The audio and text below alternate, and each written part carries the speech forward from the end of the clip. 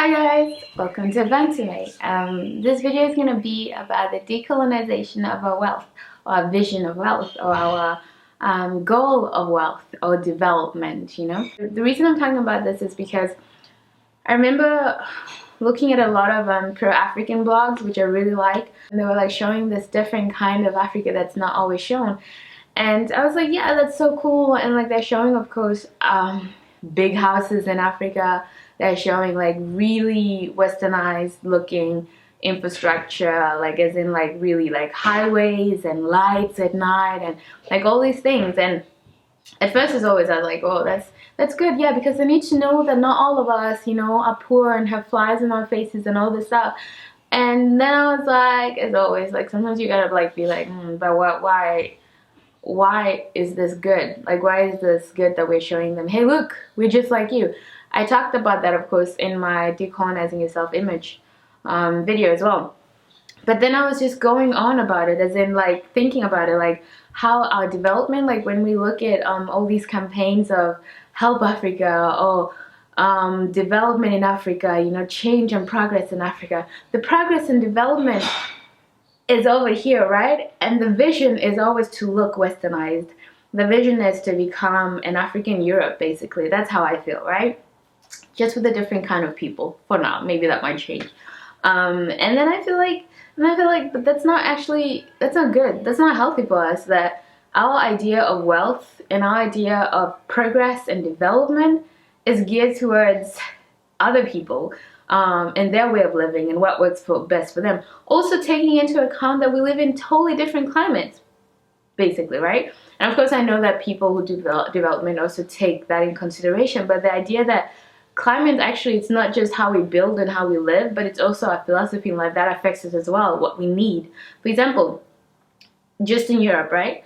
In the northern Europe, where I live, people spend a lot of time indoors. So we have a lot of emphasis on something in Denmark we call hygge. Hygge is the meaning of comfort. It's the coziness. It's like pillows. It's like all of these things. Like just because you live so much inside, that inside has to be hyggelig, cozy. But then in Southern Europe, where people have a lot more sunshine and a lot more summer, they live a lot outside, and so their houses, yes, still important. They decorate them out differently. There are more places to sleep, to eat, blah blah blah.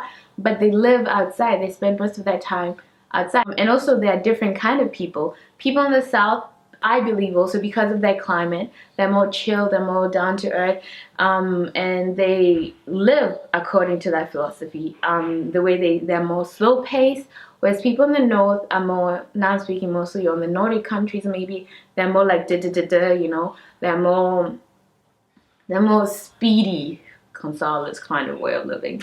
Of course, they're calm and reserved, but like there's also this sense of urgency in the way they live their life. They're not very laid back, and I feel like in that sense, like I imagine that like in Africa, because of our climate, also we are more laid back people, and we are more, what the Europeans interpreted as laziness actually was our way of enjoying life, because they wouldn't say that exactly about their fellow Europeans in south of Europe who are also more laid back. But anyway, that's another story for another video. What I'm trying to say is that different strokes for different people. And I remember writing about this on my Instagram, so you might have already, if you follow me there, you already know this, that I believe that wealth is also like beauty. It's in the eyes of the beholder. What makes me feel like a wealthy person is not necessarily what might make you feel like a wealthy person. And keeping these two things in mind is very important, also through cultures, through countries, continents, whatever. We have a different perspective of what is important for us. I remember watching this really short documentary. I think I'll put a little image about it like here. And the women were like native Brazilian women. And they were talking about how there is no such thing as more advanced cultures, just different values, something like that.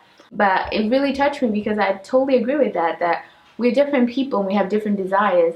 And our way of progress and development for Africa shouldn't have to look or please or live up to Western ways of looking at their own development and their way of progress.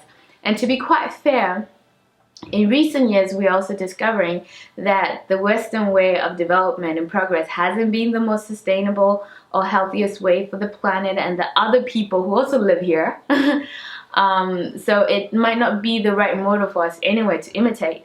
There are much more sustainable ways for us to live. There are much more, conscious and mindful ways to design our places, our houses, our cities, our communities, to design our lifestyle. We do not have to be like the West in order to show that we have progressed. We do not have to have the same education systems. We do not have to have the same medication systems, because we think and we live differently. Yeah, so basically what I'm trying to say, that the development and progress of Africa towards wealth should be determined by, obviously, the African people, but we can't also do that to the best of our abilities without being aware of the importance of decolonization, of our way of thinking, of our way of being, of our way of approaching our life, of our way of designing our politics, and even the politics, the kind of politics we have, of our way of talking and treating to each other.